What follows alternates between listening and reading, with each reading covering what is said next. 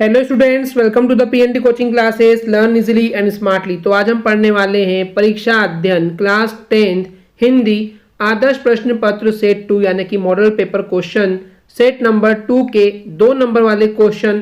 तो चलिए करते हैं स्टार्ट। तो प्रश्न नंबर 6 में बोला गया है, गोपियों को कृष्ण में ऐसे कौन से परिवर्तन दिखाई दिए जिनके कारण वे अपना मन वापस पा लेने की बात कहती है। तो इस क्वेश्चन का मतलब है जो गोपियां हैं, ठीक है, तो वो कृष्ण भगवान में ऐसे कौन से परिवर्तन है कि कौन से बदलाव उनको ऐसे दिखाई देते हैं जिसके कारण वो मान जाते हैं कि कृष्ण भगवान जो है वो अब बदल गए हैं और उसके कारण वे अपना मन जो है वापस पा लेने की बात कहते हैं। मन को वापस पा लेने का मतलब है कि अब वो अपना मन जो है कृष्ण से हटाना चाहते हैं। हालांकि वो इतना आसान नहीं है, पर क्योंकि उन्हें लगता है कि कृष्ण भगवान जो है वो बदल गए, इसलिए शायद अब वो जो है वो वापस नहीं आने वाले, इसलिए हमें ही शायद अपना मन वापस पा लेना चाहिए, ऐसी बात कहते हैं। तो ऐसा कौन कौन से बदलाव या परिवर्तन गोपियों को श्री कृष्ण में दिखे थे, तो चलिए देखते हैं इसको आंसर से। तो उत्तर में बोला गया है, गोपियों को श्री कृष्ण में कई परिवर्तन दिखे जिनके कारण वे अपना मन वापस लेने की बात कहती हैं। तो जो गोपियां हैं उनको श्री कृष्ण भगवान में बहुत सारे, कई, एक नहीं बहुत सारे कई बदलाव परिवर्तन देखने को मिले थे जिसके कारण वे अपना मन जो है वापस लेने की बात करते हैं। तो वो कौन कौन सी बातें हैं, तो मेन 4 बातें हैं, उनको डिस्कस करते हैं। तो सबसे पहला जो बदलाव या परिवर्तन था वो ये था कि उन्हें आशा थी यानी कि उम्मीद थी कि जो श्री कृष्ण हैं वो अवश्य यानी कि जरूर लौटेंगे, लेकिन वे नहीं लौटते हैं। तो समझ जाते हैं कि शायद वो अब नहीं आने वाले, वो बदल गए हैं।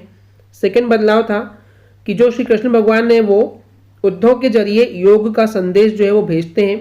योग का संदेश यानी कि वो बोलते हैं कि भगवान की भक्ति में लग जाओ, श्री कृष्ण को भूल जाओ, ठीक है। तो योग यानी कि वही भगवान की पूजा पाठ करो। तो इस टाइप का संदेशा भेजते हैं श्री कृष्ण युद्धों के द्वारा, और प्रेम को जो है उनके वो भूलने की बात कहते हैं।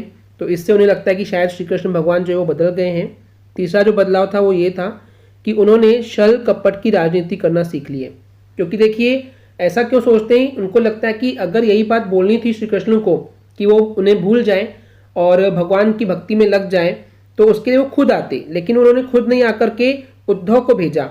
तो ये एक तरह का छल कपट है, जो कि छल कर रहे हैं और ये राजनीति कर रहे हैं, इसलिए उन्हें लगता है कि अब श्री कृष्ण भगवान जो है वो बदल गए हैं। चौथा जो बदलाव था, उन्हें लगता है कि वे प्रेम की मर्यादा को भूल गए हैं, कि जो प्यार उन्होंने उन गोपियों से किए थे, शायद उस प्रेम की मर्यादा को, उस लिमिट को अब वो भूल गए हैं, इसलिए वे अपने मन को वापस पा लेने की बात करते हैं, क्योंकि उन्हें ये 4 बदलाव श्री कृष्ण भगवान में दिखाई देते हैं। ओके स्टूडेंट्स, क्लियर है? चलिए देखते हैं नेक्स्ट क्वेश्चन। इसके अथवा में बोला गया है, उज्ज्वल गाथा कैसे गाऊं मधुर चांदनी रातों की, कथन के माध्यम से कवि क्या कहना चाहते हैं। तो देखिए, उज्ज्वल यानी कि बहुत ही शानदार जो गाथाएं हैं, जो कि तारीफ के लिए जो गीत गाए जाते हैं, ठीक है। तो वो बोल रहे हैं वो कैसे गाऊं, कौन बोल रहे हैं, तो प्रसाद जी बोल रहे हैं, जयशंकर प्रसाद जी की उज्ज्वल बहुत ही शानदार जो वो समय था उसकी गाथाएं मैं कैसे गाऊं मधुर चांदनी रातों की। मधुर चांदनी यानी क्या होता है, अगर आप अपने प्रियतम जिन्हें आप प्यार करते हैं उनके साथ जो समय बिताते हैं, तो उसको बोला गया मधुर चांदनी रातों की। तो उसकी गाथाएं मैं कैसे गाऊं, तो इस कथन के माध्यम से, इस सेंटेंस के माध्यम से जो कवि है वो क्या कहना चाहते हैं, तो चलिए समझते हैं इसको आंसर से। उत्तर में बोला गया है, ये जो कथन है उज्ज्वल गाथा कैसे गाऊं मधुर चांदनी रातों की, तो ये जो कथन है, जो स्टेटमेंट है, इसके माध्यम से कवि जयशंकर प्रसाद जी कहना चाहते हैं कि जो मधुर चांदनी रात में, ठीक है, मधुर चांदनी यानी कि बहुत ही प्यारी चांदनी की जो रोशनी होती है वो चांदनी हम उसको बोलते हैं। तो उस रात के समय पे मैंने जो अपने प्रिय के साथ, प्रिय यानी कि जिससे मैं प्यार करता हूँ, ठीक है, जो उनके दिल के बहुत करीब है, उनके साथ में जो पल बिताए हैं, जो समय बिताए हैं, वे या वह पल जो है वो मेरी निजी यानी खुद की संपत्ति है, वो मेरे लिए बहुत ही कीमती चीज़ है और उसका कथन सबके लिए नहीं किया जा सकता, उस बात को मैं सबको नहीं बता सकता हूँ। इसलिए आत्मकथा में यानी कि अपनी कथा में ये सभी बातें वो नहीं कर सकते हैं किसी से भी, क्योंकि ये बहुत ही प्राइवेट मोमेंट्स होते हैं, बहुत ही खास पल होते हैं जिन्हें वो दूसरों को नहीं बता सकते हैं। वे स्मृतियाँ मेरी प्रेरक है। तो वो जो स्मृतियाँ हैं, जो यादें हैं, वो मेरे लिए प्रेरक का काम करती है, यानी कि वो जब उन्हें याद करते तो उन्हें प्रेरणा मिलती है, उन्हें मोटिवेशन मिलता है। वही आगे लिखा हुआ है कि मुझे उनसे प्रेरणा मिलती है उन पलों को याद करने से, जो कि मैं बाकी सबके साथ शेयर नहीं कर सकता हूं, इसलिए मैं आत्मकथा लिखना नहीं चाहता हूं। तो उज्ज्वल गाथा कैसे गाऊं मधुर चांदनी रातों की, इसके माध्यम से कवि का कहने का तात्पर्य यही था कि ये बहुत ही प्राइवेट मोमेंट्स हैं, वो उनकी खुद की निजी संपत्ति है, बहुत ही कीमती चीज़ें जो कि दूसरों के साथ वो शेयर नहीं कर सकते हैं। क्लियर है स्टूडेंट्स? चलिए देखते हैं नेक्स्ट क्वेश्चन को। प्रश्न 7 में बोला गया है, साहस और शक्ति के साथ विनम्रता हो तो बेहतर है, इस कथन पर अपने विचार लिखिए। तो देखिए, साहस यानी कि होता है हिम्मत और शक्ति यानी कि ताकत। अगर आप में हिम्मत भी है यानी कि साहस भी है, शक्ति और ताकत भी है, और उसके दोनों के साथ अगर विनम्रता आ जाए, तो विनम्रता यानी क्या होता है कि जब आप बहुत ही नम्र हैं, आप झुक करके किसी के सामने घमंड के साथ नहीं बल्कि प्यार से पेश करते हो अपने आप को, तो उसको हम बोलते हैं विनम्र। ठीक है, तो साहस और शक्ति के साथ अगर विनम्रता हो तो ये बहुत ही बेहतर है, बहुत ही शानदार चीज़ है। तो इस कथन पर हमको अपने विचार लिखने के लिए कहा गया है। तो चलिए देखते हैं इसके आंसर को। तो उत्तर में कहा गया है कि जो वीर पुरुष होते हैं यानी कि जो बहुत ही ताकतवर इंसान होते हैं, उनमें साहस और शक्ति का तो होना बहुत ही ज़्यादा आवश्यक है, जरूरी है, तभी वो वीर पुरुष हैं। क्योंकि बिना साहस और शक्ति के कोई भी जो पुरुष है उसको हम वीर पुरुष नहीं बोल सकते। लेकिन यदि इन वीर पुरुषों में उनके साथ अगर विनम्रता भी आ जाए तो उस केस में ये सोने पर सुहागा होगा। सोने पर सुहागा का मतलब क्या होता है कि अगर मेरे पास ऑलरेडी बहुत कुछ अच्छा है लेकिन उसमें भी और ज़्यादा कुछ अच्छा मिल जाए, ठीक है, तो यानी कि अच्छे पर और अच्छा आ जाए, तो इसको हम बोलते हैं सोने पर सुहागा है। यानी कि साहस और शक्ति तो पहले से ही थी, विनम्रता आ गई तो और भी ज़्यादा शानदार है।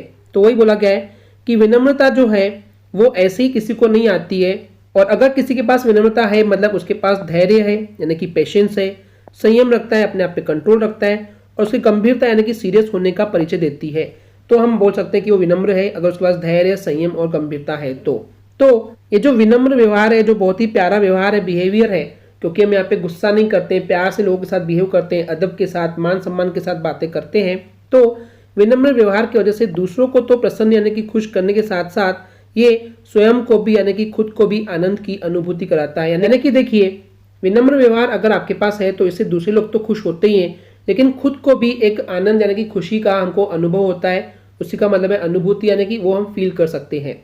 इससे जो हमारे कटु विरोधी है, कटु विरोधी यानी कि जो हमारे बहुत ही अगेंस्ट रहते हैं, हमसे जलते हैं, जो कि हमारे पीठ पीछे बहुत कड़े या बुरे शब्द को इस्तेमाल करते हैं, इसको हम कटु बोल रहे हैं। तो कटु विरोधी भी ऐसे लोग भी जो है वो आकर के झुक जाते हैं हमारे सामने। और इसके पीछे कारण ये है कि जो विनम्रता है, ये विनम्रता जो है वो व्यक्ति के कार्यों को बहुत ही सरल और सहज यानी कि आसान बना देता है, क्योंकि उनका बिहेवियर बहुत अच्छा होता है, तो उनके दुश्मन बचते नहीं है, तो उनके सभी कार्य बहुत ही सरल और आसानी से हो जाते हैं। इसलिए कहा गया कि साहस और शक्ति के साथ अगर विनम्रता हो तो ये बहुत ही शानदार और बेहतर बात है। क्लियर है स्टूडेंट्स? चलिए देखते हैं नेक्स्ट क्वेश्चन। इसके अथवा में कहा गया है, कविता का शीर्षक उत्साह क्यों रखा गया है। देखिए, आपके बुक में एक चैप्टर है जिसका नाम है उत्साह। तो उस उत्साह जो एक कविता है बेसिकली, ठीक है, तो उसका जो शीर्षक है, जो हेडिंग यानी कि चैप्टर का नाम शीर्षक जो रखा गया है, वो उत्साह ही क्यों रखा गया है। तो चलिए समझते हैं इसको आंसर से। तो उत्तर में बोला गया है, सूर्यकांत त्रिपाठी निराला को बादल बहुत ही प्रिय रहे हैं। तो पहले मैं बता दूं कि जो ये उत्साह नाम की कविता है, इसको लिखने वाले जो कवि थे वो थे सूर्यकांत त्रिपाठी निराला जी। तो सूर्यकांत त्रिपाठी निराला जी को जो बादल है, ठीक है, जो बादल है वो उन्हें बहुत ही प्रिय यानी कि बहुत ही अच्छे लगते हैं। तो सूर्यकांत त्रिपाठी निराला जी को जो बादल है वो बहुत प्रिय रहे हैं, वो उन्हें बहुत पसंद है, और वे उन्हें क्रांति और नव चेतना के दूत मानते हैं। देखिए, वो क्या चाहते हैं, समाज में बहुत सारी बुराइयां फैली हुई हैं, तो इनको हटाने के लिए एक क्रांति यानी कि लड़ाई लड़नी पड़ेगी, और नव चेतना यानी कि नई चेतना, चेतना यानी कि नए विचारों को जो है वो हमको समाज को देने पड़ेंगे, जिससे कि उनके सोचने की क्षमता या समझ या बुद्धि जो है वो बदल जाएगी। तो वे इन बादलों को क्रांति और नव चेतना यानी कि लड़ाई और नई सूचना देने के लिए इनका दूत यानी कि जरिया मानते हैं, कि ये एक जरिया है बादल, जिसके जरिए समाज में जो बुराइयां फैली हुई है उनके खिलाफ लड़ाई लड़ी जा सकती है, और नई जो विचारधारा है वो इन्हें दी जा सकती है। तो क्रांति या चेतना बिना उत्साह के संभव नहीं है। तो उनका ये मानना था, जो ये नई चेतना है, जो विचारधारा है, जो नई सोच है, बिना उत्साह या बिना जोश के संभव नहीं है। इसलिए कवि ने कविता का शीर्षक उत्साह रखा है, यानी कि उन्हें लगता है कि जो आम जनता है उनको जोश मिलेगा। और वैसे भी जो बादल होते हैं वो गर्जना करते हैं, यानी कि गरजते हैं। तो ये जो बादलों की जो गर्जन है, जो गरजना है, वो उत्साह को वर्धक करता है, यानी कि हमारे उत्साह को, जोश को बढ़ाने का काम करती है। तो वही बोला है कि बादल जो है वो, उनकी जो गर्जना होती है वो उत्साह वर्धक होती है, यानी कि उत्साह को बढ़ा देती है।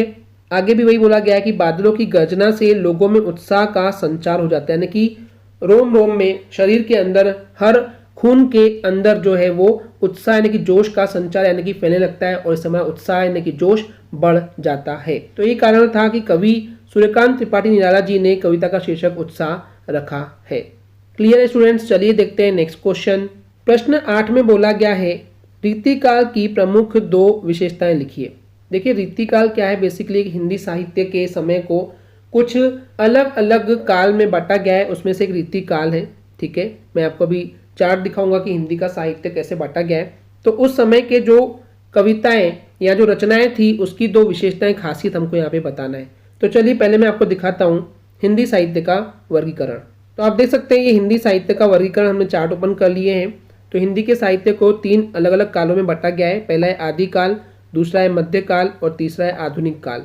ठीक है, फिर मध्यकाल के अंदर 2 समयों को बांटा गया है, यानी कि उस समय के वर्गीकरण को देखें तो उसके अंदर ही आते हैं भक्ति काल और रीतिकाल। तो इसी रीतिकाल की बात हो रही है कि इस समय पे जो रचनाएं लिखी गई है उनकी क्या खासियत है। तो चलिए देखते हैं उसके आंसर को। तो क्वेश्चन में तो हमको 2 विशेषताएं ही लिखने के लिए कही गई है, पर हम यहाँ पे 1 2 3 4 5 6 विशेषताएं देखेंगे, खासियत देखेंगे। जो भी आपको 2-3 ईजी लगती है बैकअप के साथ वो आप सिंपली उसको याद कर लेंगे। तो रीतिकाल के जो काव्य हैं, जो कविताएं हैं, उनकी जो प्रमुख प्रवृत्तियां यानी कि जो खासियतें हैं या विशेषताएं हैं वो निम्नलिखित हैं।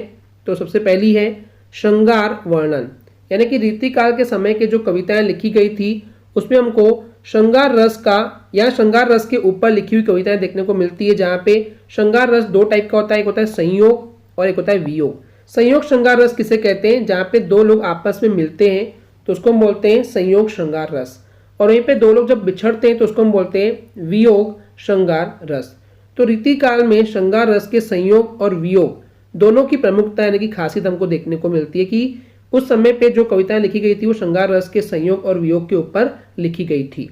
वहीं पे अगर सेकंड की बात करें तो यहाँ पर आश्रयदाताओं की प्रसन्नता पर केंद्रित रही है कविताएं, यानी कि देखिए उस समय पे बहुत सारे राजा जो हैं वो अपने अंदर बहुत सारे कवियों को रखते थे अपने राज दरबार के अंदर। उन्हें खाना पीना फ्री में मिलता था, लेकिन बदले में उन्हें उन कवियों को राजाओं के ऊपर कविताएं लिखनी होती थी, उन्हें उनकी तारीफें करनी होती थी। तो क्योंकि वो डिपेंड करते थे इसलिए राजाओं को आश्रयदाता कहा गया है, क्योंकि वो आश्रय देते थे। ठीक है, तो आश्रयदाताओं की प्रसन्नता यानी कि खुशी पर यहाँ पे जो केंद्रित यानी कि उनके ऊपर ही कविताएं लिखनी होती थी। तो वही बोला गया है कि अधिकतर या अक्सर इस समय के जो दरबारी थे यानी कि दरबार में रहते थे वो कवि थे। ठीक है, यानी कि ऐसे कवि जो कि राजा के दरबार में रहते थे तो उन्हें कहा गया दरबारी कवि थे। तो ये जो है वो राजाओं की रुचि यानी कि इंटरेस्ट के अनुसार कविताएं लिखते थे, जो राजा कहते थे वैसे ही इन्हें कविताएं लिखनी होती थी। तो ये भी एक रीतिकाल की कविताओं की विशेषताओं में से एक है। तीसरी विशेषता है लक्षण ग्रंथों की रचना, यानी कि रीतिकाल के समय पे लक्षण ग्रंथों की रचना की गई थी। तो सबसे पहले समझते हैं लक्षण ग्रंथ होते क्या हैं। तो लक्षण ग्रंथ जो है ऐसी कविताएं या ऐसा साहित्य को बोल सकते हैं जहाँ पे किसी के भी लक्षण के ऊपर अगर विवेचना कर रहे हैं, सोच रहे हैं, और उस सोच के ऊपर किसी के ऊपर अगर कविता लिख रहे हैं सोचने के बाद उनके लक्षणों के आधार पर, तो ऐसे ग्रंथों को हम बोलते हैं लक्षण ग्रंथ। तो रीतिकाल समय में लक्षण ग्रंथों की रचना हुई है। वही लिखा गया है कि इस काल में लक्षण ग्रंथों की बहुत सारी रचनाएं हुई है। तो ये भी एक विशेषता हो गई। नेक्स्ट विशेषता है भक्ति नीति प्रकृति का चित्रण। नाम से क्लियर है, भक्ति यानी कि भगवान की भक्ति के ऊपर बहुत सारी रचनाएं जो है हमको देखने को मिलती है। और इसके अलावा नीति यानी कि जो नियम कानून है, ठीक है, उसके ऊपर, और प्रकृति यानी कि नेचर के ऊपर यहाँ पे बहुत सारी कविताएं हमको देखने को मिलती है। उनका चित्रण बहुत अच्छे से बताया गया है। चित्रण यानी कि उसके बारे में अच्छे से बताया गया है। तो वही बोला गया है रीतिकाल की जो कविताएं थी उनमें हमको भक्ति भावना, ठीक है, भगवान की भक्ति के बारे में बहुत सारी कविताएं लिखी हुई है, वो हमको देखने को मिलती है। नीति परक उपदेश, नीति परक यानी कि किसी काम को करने का सही तरीका, ठीक है, नीति रूल्स एंड रेगुलेशंस, नियम कानून के तहत या उसके हिसाब से अगर कोई शिक्षा दी जा रही है, उपदेश दिया जा रहा है, तो उसको हम बोलते हैं नीति परक उपदेश। इसके ऊपर भी बहुत सारी कविताएं हैं कि किस काम को किस तरीके से करना चाहिए। लोगों को शिक्षित यानी कि नॉलेज देने का काम भी यहाँ पे किया गया था। और इसके अलावा प्रकृति यानी कि नेचर के विविध रूप यानी कि अलग अलग रूपों को यहाँ पे दिखाया गया था। तो ये भी एक विशेषता है। नेक्स्ट है वीर रस, कि रीतिकाल की जो कविताएं हैं उनमें हमको वीर रस का उदाहरण देखने को मिलता है। वीर रस यानी कि वही बात हो जाती है कि जब कोई वीर बहादुर के ऊपर कोई कविता लिख रहे हैं, किसी युद्ध की सीन को दिखाया जा रहा है। तो रीतिकाल में यद्यपि यानी कि हालांकि रीतिकाल में हमने देखें कि श्रृंगार रस की प्रधानता रही है, यानी कि बहुत ज़्यादा जो कविताएं लिखी गई है उसमें जो प्रधान यानी कि मेन जो रस को इस्तेमाल किया गया है वो है श्रृंगार रस। लेकिन फिर भी कुछ कवि थे जैसे कि भूषण, बिहारी, इन्होंने वीर रस के ऊपर बहुत सारी कविताएं लिखी है। नेक्स्ट विशेषता है कलात्मकता। कलात्मकता यानी कि कला, आर्ट के ऊपर भी बहुत सारी कविताएं लिखी गई है। तो वही बोला गया है कि रीतिकाल की जो कविताएं हैं, जो काव्य है, उनमें कला पक्ष यानी कि जैसा उनका कला थी, जो उनके पास आर्ट था, उसी के आधार पर उन्होंने विशेष बल दिया है यानी कि ध्यान दिया है। जिसकी जैसी विशेषता जो कला है उस हिसाब से उसके ऊपर कविताएं लिखी गई है। तो यहाँ पे जिसके पास जैसी कला है वो वैसी रचनाएं कर सकता है। ऐसा नहीं कि उन्हें छंद के आधार पर या फिर अलंकार का इस्तेमाल करना जरूरी है, एक साहित्य के हिसाब से कविताएं लिखना है, ऐसा बिल्कुल भी नहीं है। तो बिना छंदों की अपेक्षा यानी कि उसकी तुलना में मुक्तक शैली को अपनाया गया है। मुक्तक शैली यानी कि आप जो कविताएं लिख रहे हैं तो नियम कानून को छोड़ करके अपने हिसाब से कविताएं लिख सकते हैं। तो अगर बिना नियम कानून के अगर आप कविताएं लिख रहे हैं तो उसको बोलते हैं मुक्तक शैली का आपने इस्तेमाल करते हुए कविताओं को लिखे हैं। तो इसका मतलब रीतिकाल की जो कविताएं हैं वहां पे प्रबंध की तुलना में मुक्तक शैली ज्यादा अपनाई गई है। तो ये थी कुछ विशेषताएं जिसमें से आप 3-4 याद कर लेंगे और फिर कोई भी 2 आप एग्जाम में लिखेंगे तो आपको नंबर मिल जाएंगे। क्लियर है स्टूडेंट्स? चलिए देखते हैं नेक्स्ट क्वेश्चन। इसके अथवा में बोला गया है प्रगतिवादी काव्य की 2 विशेषताएं लिखना है। ठीक है, तो अभी हमने हिंदी साहित्य का वर्गीकरण देखे थे, एक बार फिर से मैं दिखा दूंगा कि प्रगतिवादी कविताएं किसके अंदर आती है। तो प्रगतिवाद के समय के जो कविताएं हैं, जो काव्य हैं, ठीक है, उनकी हमको 2 विशेषताएं यहाँ पर लिख करके बताना है कि खासियत क्या थी उस समय पे लिखी हुई कविताओं की। तो चलिए पहले मैं आपको दिखाता हूँ हिंदी साहित्य का वर्गीकरण जहाँ पे प्रगतिवाद कहाँ आता है। तो देखिए अभी हमने देखे थे कि हिंदी साहित्य के इतिहास को आदिकाल, मध्यकाल और आधुनिक काल में बांटा गया है। आधुनिक काल को फिर से 3 युगों में बांटा गया है, भारतेंदु युग, द्विवेदी युग और छायावादी युग। छायावादी युग को फिर से और 2 हिस्सों में बांटा गया है, छायावाद और छायावादोत्तर, या इसी का दूसरा नाम है छायावादोत्तर या फिर शुक्लोत्तर युग। तो जो छायावादोत्तर युग का समय था उसमें फिर से 3 हिस्सों में इसको बांटा गया है, प्रगतिवाद, प्रयोगवाद और नई कविता। तो यहाँ पे हमसे प्रगतिवाद के समय पे लिखी हुई कविताओं की विशेषताओं को लिखने के लिए कहा गया है। तो चलिए देखते हैं इसके आंसर को। तो उत्तर में बोला गया है प्रगतिवादी कविताओं की जो विशेषताएं हैं वो निम्नलिखित है। तो यहाँ पे हम कुल मिलाकर के 7 विशेषताएं देखेंगे, उनमें से आप कोई भी 3-4 याद कर लेंगे बैकअप के साथ। ठीक है, तो प्रगतिवाद नाम से क्लियर है, प्रगतिवाद यानी कि तरक्की होना चाहिए भैया ना, प्रगति होना चाहिए। तो सबसे पहली विशेषता है शोषितों से सहानुभूति। देखिए उस समय जो कविताएं लिखी गई थी वो लिखी गई थी जो शोषित थे। शोषित क्या होता है? जो अमीर वर्ग के लोग थे वो निम्न वर्ग यानी कि गरीब लोगों का इस्तेमाल करते थे, कम पैसों में उनसे बहुत अधिक काम करवाते थे, इसको बोलते हैं शोषण कर रहे हैं वो। ठीक है, तो जो शोषित थे उनके ऊपर कविताएं लिखी गई थी, जिनका शोषण हो रहा था उन्हें बोलते हैं शोषित। तो उनके ऊपर कविताएं लिखी गई थी, तो शोषितों से उनको सहानुभूति मिल रही थी, सिंपैथी मिल रही थी कि आप बहुत अच्छी कविताएं लिख रहे हैं, हमारे ऊपर लिख रहे हैं। तो ये विशेषताएं थी कि उस समय शोषितों के ऊपर कविताएं लिखी जाती थी और उनसे में सहानुभूति यानी कि सिंपैथी भी मिलती थी। वहीं पे सेकेंड जो कविता की विशेषता है वहाँ पे कि आर्थिक और सामाजिक समानता पर बल, यानी उस समय जो कविताएं लिखी गई थी तो उस समय यही माना जाता था कविताओं के हिसाब से कि जो आर्थिक यानी कि जो पैसे हैं वो सभी के पास समान होने चाहिए, यानी कि समानता का अधिकार है हर किसी को, और सभी समाज चाहे वो अमीर लोगों का समाज हो चाहे गरीबों का समाज हो सब समान होने चाहिए। तो वही आर्थिक और सामाजिक समानता पर जोर दिया गया था, बल दिया गया था, और उसी के ऊपर कविताएं भी लिखी गई थी कि आर्थिक और सामाजिक समानता होना बहुत जरूरी है। तीसरी विशेषता है कि जो नारी शोषण के प्रति मुक्ति की आवाज़। देखिए उस समय क्या होता था कि भेदभाव होता था, ठीक है, पुरुषों को ज़्यादा महत्व मिलता था और नारियों को महत्व नहीं मिलता था, यानी कि इनडायरेक्टली नारियों का शोषण हो रहा था। तो नारी के शोषण के प्रति यानी उनके लिए मुक्ति की आवाज़ की भाई नहीं, उनको भी आज़ादी मिलनी चाहिए और दोनों समान है, पुरुष और नारी। तो इसके ऊपर बहुत सारी कविताएं लिखी गई थी प्रगतिवाद के समय पे, तो ये भी उनकी विशेषता है। चौथी विशेषता है ईश्वर के प्रति अनास्था। देखिए प्रगतिवाद में क्योंकि तरक्की और साइंटिफिक विज्ञान की तरफ ज़्यादा ध्यान था लोगों का, तो इसलिए वहाँ पे ईश्वर के लिए जो है वो अनास्था यानी कि आस्था नहीं रही थी लोगों के मन में। तो उसी के ऊपर कुछ कविताएं थी कि ईश्वर के प्रति जो अनास्था फैलते जा रही है, तो उसके ऊपर बहुत सारी कविताएं जो है वो लिखी गई थी प्रगतिवाद कविताओं में। यानी कि देखिए पूरा ध्यान जो है प्रगति पे था, तरक्की पे था, भगवान की तरफ कोई भी कविताएं नहीं लिखी जा रही थी। ठीक है, तो इस तरीके से लोगों में जो है वो अनास्था यानी कि भगवान की तरफ जो आस्था होनी चाहिए वो खत्म होते जा रही थी। वहीं पे नेक्स्ट जो विशेषता है वो है सामाजिक यथार्थ का चित्रण। देखिए समाज का जो चित्रण है वो कैसा किया गया है, यथार्थ। यथार्थ यानी कि जो फैक्ट्स है, जो वास्तविकता है, जो सच है, उसको यहाँ पे कविताओं में दिखाया गया कि हमारा समाज कैसा है। तो समाज का यथार्थ यानी बिल्कुल सही सही चित्रण किया गया था उस समय जैसा वो समाज था। 6th विशेषता है प्रतीकों का प्रयोग, यानी कि यहाँ पे बहुत सारे बातों को सीधा सीधा नहीं बोला जाता था बल्कि घुमा करके किसी के जरिए, ठीक है। तो प्रतीकों, उसी को बोला गया प्रतीक यानी कि चिन्ह, कि दूसरों की मदद से वहाँ पे कविताओं को रचा गया था, यानी कि प्रतीकों का इस्तेमाल करके कविताएं लिखी जाती थी। तो प्रतीकों का प्रयोग हुआ है प्रगतिवाद की कविताओं में।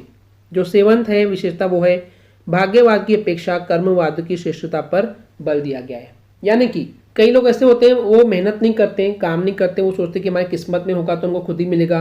भाग्य, किस्मत मतलब भाग्य, तो किस्मत के ऊपर सब डिपेंड नहीं करना है, उसके अपेक्षा उसकी तुलना में कर्मवाद पे या कर्मवाद की महानता पर जोर दिया गया है, बल दिया गया है। कर्मवाद यानी कि अपने कर्म करो, काम करो, जो मिलेगा वो खुद ही मिल जाएगा आपको, लेकिन कर्म करना जरूरी है। सिर्फ किस्मत के भरोसे नहीं बैठ सकते कि सब कुछ मिल जाएगा, आपको कर्म भी करना पड़ेगा, काम भी करना पड़ेगा। तो इसी टाइप से इसी के ऊपर जो है प्रगतिवाद की कविताओं में हमको बहुत सारी कविताएं देखने को मिलती है। तो ये थी कुछ विशेषताएं। क्लियर स्टूडेंट्स, चलिए देखते हैं नेक्स्ट क्वेश्चन। प्रश्न 9 में बोला गया है सूरदास अथवा नागार्जुन की काव्यगत विशेषताएं निम्नलिखित बिंदुओं पर लिखिए। पहला 2 रचनाएं और दूसरा 2 भावपक्ष की विशेषताएं। तो इस प्रश्न का मतलब है इन दोनों काव्यों में से किसी एक कवि की 2 रचनाएं और उनकी भावपक्ष की 2 विशेषताएं लिखना है। चलिए एक एक करके हम दोनों कवियों की रचनाएं और उनके भावपक्ष की विशेषताएं देखते हैं। तो अगर हम सूरदास जी के बारे में बात करते हैं तो इन्होंने जो रचनाएं लिखी हैं तो वहाँ पे 2 बोली गई है, यहाँ पे आप 2 से ज़्यादा याद कर सकते हैं ताकि बैकअप में आपके पास अगर कोई एक भूल गए तो एग्जाम में आपको बनना चाहिए। तो पहली हो गई सूर सागर, दूसरी हो गई साहित्य लहरी और तीसरी हो गई सूर सारावली। ये याद कर लेंगे। इसके बाद क्वेश्चन में बोला गया है काव्यगत विशेषताएं भी बतानी है। तो देखिए काव्यगत विशेषताओं के अंदर 2 चीज़ें आती है, एक होता है भाव पक्ष और दूसरा होता है कला पक्ष। तो पहले समझते हैं भाव पक्ष। तो हेडिंग डालेंगे भाव पक्ष, इसमें कुछ पॉइंट्स है, चलिए 1 बाय 1 इनको समझते हैं। तो सबसे पहले जो भाव पक्ष क्या होता है इसको समझते हैं। भाव पक्ष यानी कि जो इन्होंने कविताएं लिखी है सूरदास जी ने, उसके पीछे उनका भाव, फीलिंग क्या थी, तो वो पक्ष आपको यहाँ पे दिखाना है। तो इसमें सबसे पहला पॉइंट है वात्सल्य वर्णन। तो वात्सल्य क्या होता है? माता पिता का प्यार होता है अपने बच्चों के लिए, उसको बोला गया वात्सल्य प्रेम। तो वात्सल्य वर्णन हमको देखने को मिलता है सूरदास जी की कविताओं में। वही आगे बताया गया है कि जो सूरदास जी है उन्होंने वात्सल्य रस का दोनों पक्षों में, दोनों पक्ष मतलब कि देखिए जो वात्सल्य रस है इसमें 2 तरीके से बातें हमको देखने मिलती है कि माता पिता जब अपने बच्चों से मिलते हैं तो इसको बोलते हैं संयोग, यानी कि दोनों मिल रहे हैं तो एक अलग सी खुशी वाली बात होती है, तो इसको बोलते हैं संयोग। लेकिन माता पिता अगर अपने बच्चों से दूर हो जाए या बिछड़ जाए तो वहाँ पे था वियोग, जिसकी वजह से रोना बहुत आता है। तो सूरदास जी ने वात्सल्य रस के दोनों पक्ष, संयोग और वियोग, दोनों का ही विस्तृत यानी कि बहुत डिटेल में वर्णन किया है। जहाँ पे कृष्ण जी का घुटनों पर चलना, अपनी शाह यानी कि शाया को पकड़ना, यानी कि अपनी परछाई को पकड़ने की कोशिश करते हैं। तो इस तरीके से उन्होंने बहुत ही शानदार इनकी लीलाओं का, यानी कि कृष्ण जी की जो लीलाएं हैं उनका मनोहारी यानी कि जहाँ पे मन हर जाता है, मन अट्रैक्ट हो जाता है उसकी तरफ, इस तरीके से चित्रण किया है अपने कविताओं में। तो ये हो गया पहला वात्सल्य वर्णन किया हुआ है। दूसरा है श्रृंगार वर्णन। देखिए श्रृंगार यानी क्या होता है? प्रेम, जहाँ 2 लोग आपस में मिल रहे हैं, जैसे कि कृष्ण भगवान और गोपियाँ, कृष्ण भगवान और राधा। तो ये जब आपस में मिल रहे हैं तो इनके बीच के प्यार को दिखाने का जिस रस का उपयोग किया जाता है वो होती है श्रृंगार रस। तो उन्होंने यानी कि सूरदास जी ने श्रृंगार वर्णन भी किए हैं अपनी कविताओं में। वही लिखा गया है कि सूरदास ने श्रृंगार के संयोग और वियोग, यहाँ पे भी दोनों चीजें हैं। संयोग यानी कि आपस में मिलते हैं, वियोग यानी जब दोनों अलग होते हैं। तो दोनों ही रूपों का यहाँ पे वर्णन किया है। तो एग्जाम्पल की बात करें, अगर एक एग्जाम्पल संयोग का देखते हैं और एक वियोग का देखते हैं। तो पहले संयोग का बात करते हैं कि खेलन हरि निकसे ब्रज खोरी, यानी कि जो हरि है, श्री कृष्ण जी हैं, वो खेलने के लिए निकसे यानी कि निकल पड़े ब्रज की गलियों में, खोरी यानी कि अपने सखाओं के साथ, दोस्तों के साथ, सखियों के साथ मिलने के लिए। तो क्योंकि अब कृष्ण जी बाहर निकले तो अपने सखियों से, सखाओं से मिलेंगे, तो ये हो गया संयोग। वियोग की बात करते हैं, बिनु गोपाल बैरिन भई कुंजय, यानी कि बिनु यानी कि बिना, गोपाल यानी कि कृष्ण के, बैरिन यानी कि जो दुश्मन है, शत्रु है, भई यानी कि बन गए हैं, कुंजय यानी कि वन और जंगल। तो इसका मतलब क्या है कि बिना गोपाल के यानी कि बिना कृष्ण भगवान के ये जो वन है, जो जंगल है, वो हमारे शत्रु बन गए हैं, ये दुश्मन बन गए हैं। और ऐसा इसलिए क्योंकि यहाँ पे कृष्ण भगवान नहीं है, जहाँ पे जंगल में ये लोग आपस में वनों में एक दूसरे से मिलते थे, अब वो जंगल भी किसी काम के नहीं है, वो इन्हें बिल्कुल भी पसंद नहीं आते हैं। वहीं पे बात करते हैं नेक्स्ट भाव पक्ष की। तो ये है भक्ति भावना, यानी कि जो भक्ति की जो भावना होती है, जो भगवान की भक्ति के लिए जो फीलिंग होती है, उसको भी सूरदास जी ने बहुत ही शानदार तरीके से बताए हैं। यहाँ बताया गया है जो सूरदास जी हैं वो उच्च कोटि के, बहुत ही ऊंची कोटि के, ऊंची कैटेगरी के भक्त थे। किसके भक्त थे? श्री कृष्ण जी के। तो उनके जो आराध्य हैं, जिनकी वो आराधना करते थे, जिनकी पूजा करते थे, वो श्री कृष्ण जी ही हैं, कृष्ण भगवान हैं। और उनके मन में कृष्ण के प्रति अनन्य भाव है, बहुत ही ज़्यादा प्यार है। अनन्य यानी कि उनके अलावा और कोई नहीं। ठीक है, तो सूरदास जी के मन में सिर्फ और सिर्फ श्री कृष्ण भगवान जी हैं, उनके अलावा और कोई भी नहीं है। चलिए आगे देखते हैं। इसके अलावा भाव पक्ष में हमको देखने को मिलता है प्रकृति चित्रण। ठीक है, यानी कि प्रकृति यानी कि नेचर के बारे में भी सूरदास जी ने बहुत सारी कविताएं लिखी है। तो सूरदास जी ने प्रकृति का बड़ा सुंदर, बहुत ही शानदार तरीके से वर्णन किया है। तो ये था उनका भाव पक्ष। चलिए देखते हैं अब नागार्जुन के बारे में। तो नागार्जुन जी ने जो रचनाएं लिखी थी वो बहुत सारी, उसमें वैरायटी आपको देखने को मिलती है।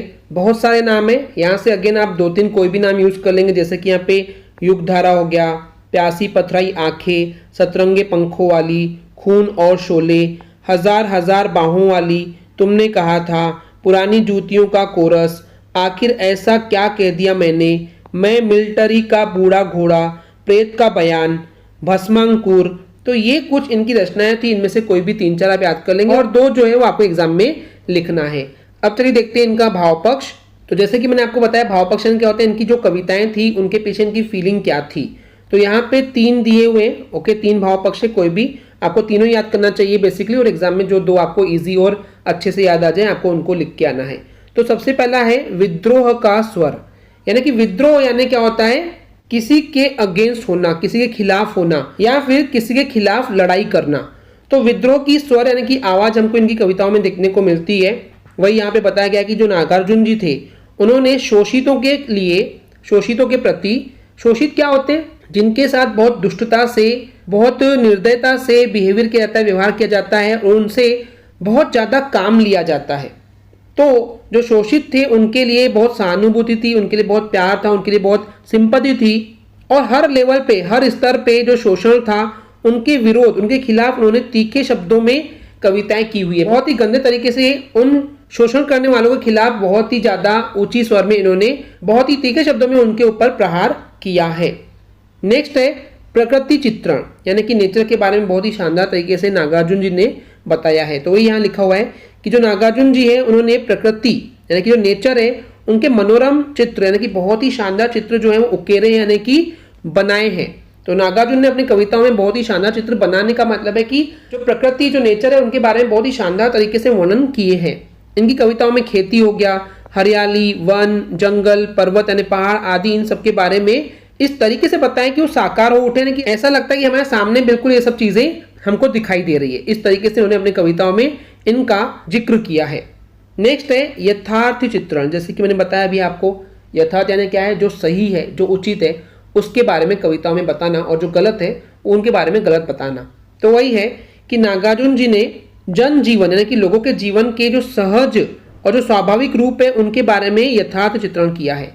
सहज यानी क्या होता है, बहुत ही सिंपल तरीके से, और स्वाभाविक यानी कि नेचुरल रूप से उन सभी चीजों के बारे में बताया जो उस समय के जो लोग थे, जो जन लोग थे, उनके जीवन कैसे था उसके बारे में बिल्कुल सही सही चित्रण किया है, सही सही अपनी कविताओं में बताया है।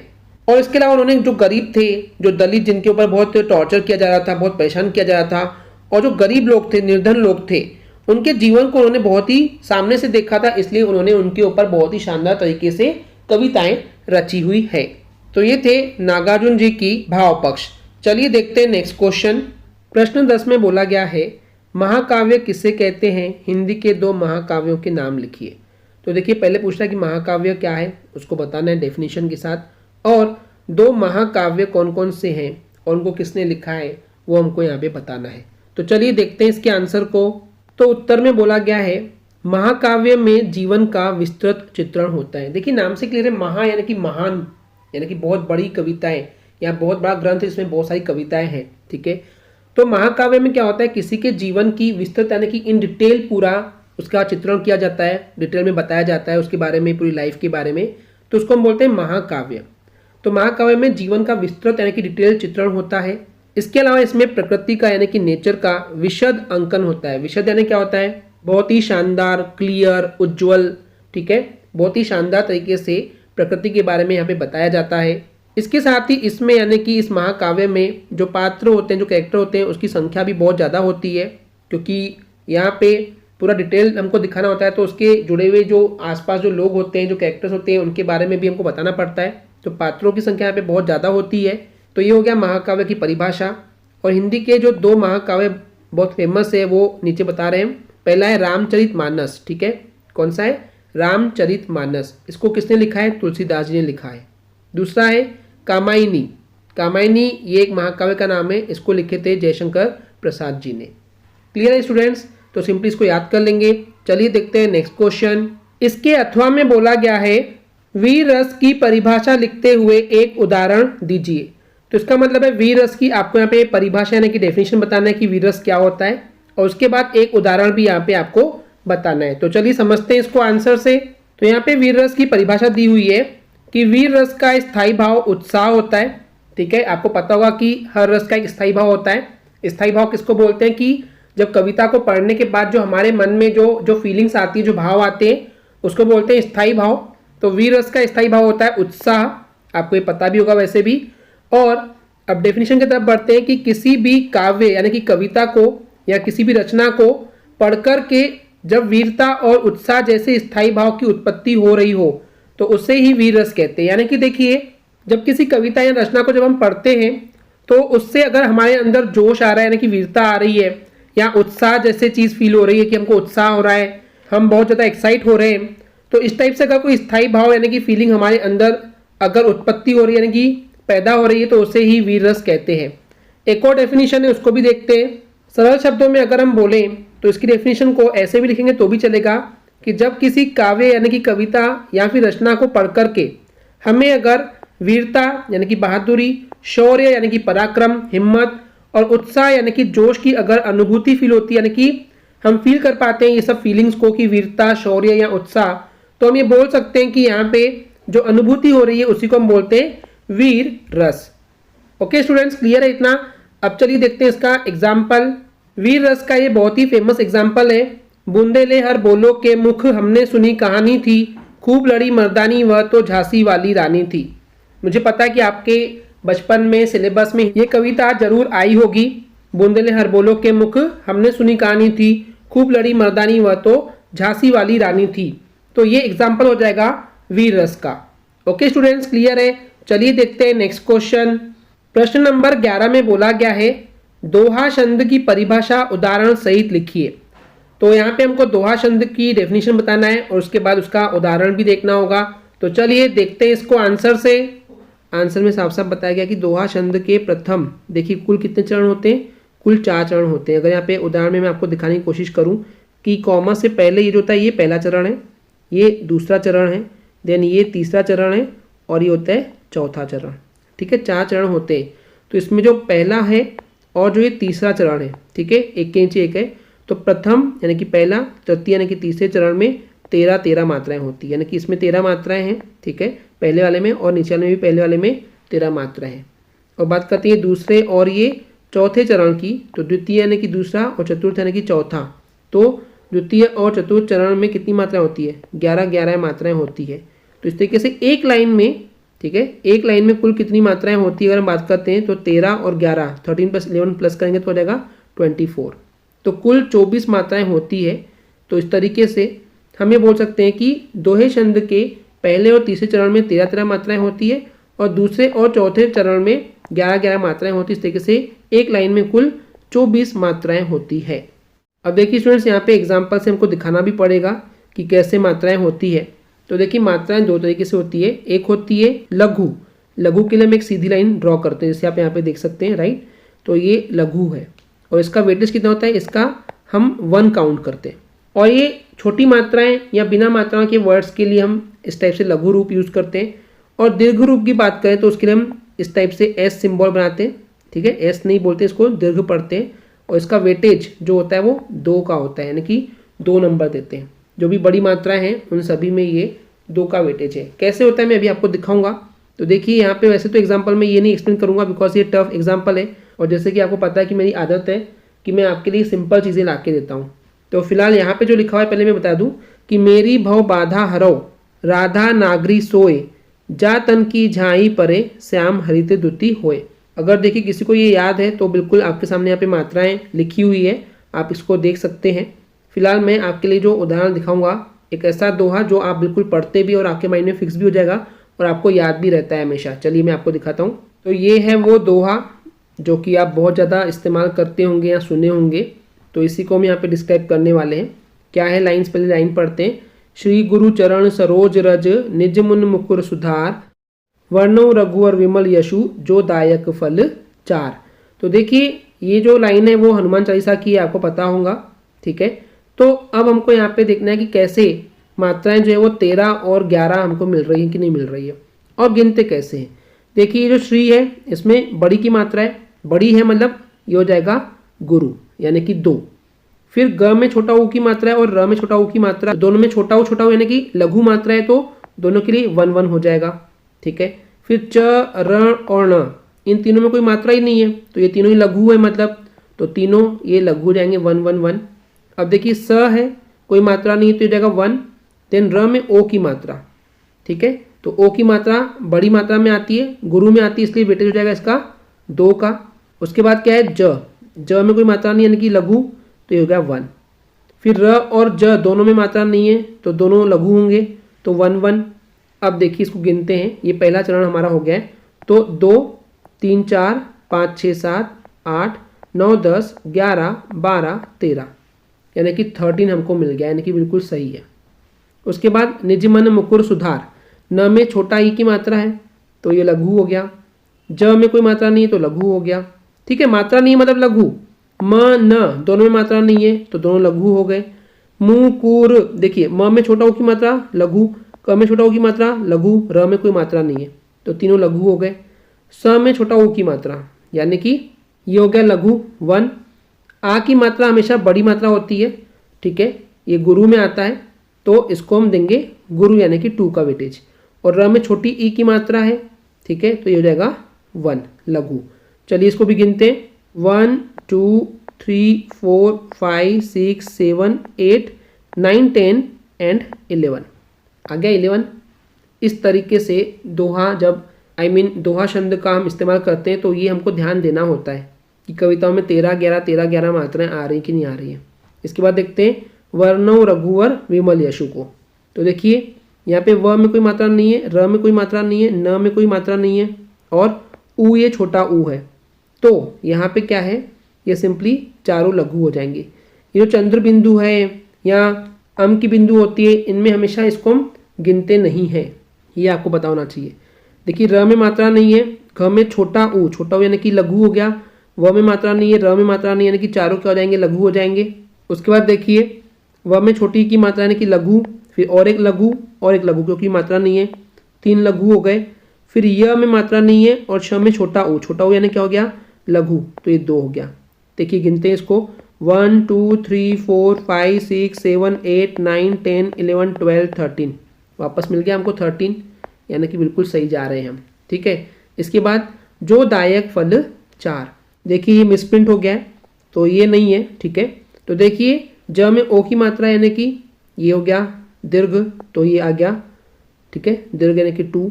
फिर द में आ की मात्रा मैंने बताया कि ये दीर्घ में आता है तो 2 आ गया। य और क में कोई मात्रा नहीं कि 2 लघु हो गए, ठीक है। फ ल में कोई भी मात्रा नहीं है तो 2 लघु हो गए। च में आ की मात्रा तो ये हो गया दीर्घ, ठीक है, और र में छोटी की मात्रा यानी कि लघु हो गया यानी कि 1। चलिए गिनते हैं 2 4 5 6 7 8 9 10 एंड देन 11। तो ये बिल्कुल सही है, सही प्रकार का दोहा है एंड बहुत सिंपल है, तो आप इसको याद भी इजीली कर सकते हैं। श्री गुरु चरण सरोज रज निज मन मुकुर सुधार वर्णो रघुवर विमल यशु जो दायक फल 4। क्लियर है स्टूडेंट्स। चलिए देखते हैं नेक्स्ट क्वेश्चन। इसके अथवा में बोला गया है अतिशयोक्ति अलंकार की परिभाषा उदाहरण सहित लिखिए। तो देखिए एक अलंकार होता है जिसका नाम है अतिशयोक्ति अलंकार, इसकी हमको परिभाषा यानी कि डेफिनेशन बताना है और उसका एक उदाहरण भी लिख करके दिखाना है। तो चलिए समझते हैं इसको आंसर से। उत्तर में चलिए डेफिनेशन देखते हैं इसकी कि जहां कोई बात आवश्यकता से अधिक बढ़ा चढ़ाकर कही जाए वहां अतिशयोक्ति अलंकार होता है। इसका मतलब है कि जब कोई भी बात को अगर हम जरूरत से ज़्यादा, आवश्यकता यानी कि जरूरत, तो जरूरत से ज़्यादा अगर बढ़ा चढ़ाकर बहुत ज़्यादा हाईलाइट करके कोई चीज़ कह रहे हैं, बता रहे हैं, तो वहाँ पे अतिशयोक्ति अलंकार होती है। तो यानी कि देखिए कोई भी चीज़ को बढ़ाना या चढ़ाना कैसे है, तो एग्जाम्पल के लिए मैं बोल रहा हूँ कि श्रीलंका में जब हनुमान जी गए थे रावण की लंका में, तो उन्होंने उसको सिर्फ आग लगा करके आ गए थे। ठीक है, तो इसको अगर हम थोड़ा सा बढ़ा चढ़ाकर बताएंगे तो इस तरीके से लिखेंगे, हनुमान की पूंछ में लगन न पाई आग, लंका सारी जरी गई, गए निशाचर भाग। तो इसका अर्थ ये होता है कि जो हनुमान जी थे उनकी पूंछ में आग लगाई गई थी, इसलिए क्योंकि वो जल जाए, उनकी पूंछ जल जाएगी, फिर उनकी पूरी बॉडी जल जाएगी, लेकिन ऐसा हुआ नहीं था। लगन न पाई आग यानी कि आग तो लग नहीं पाई थी, उल्टा सारी लंका जो थी वो जरी गई यानी कि जल गई।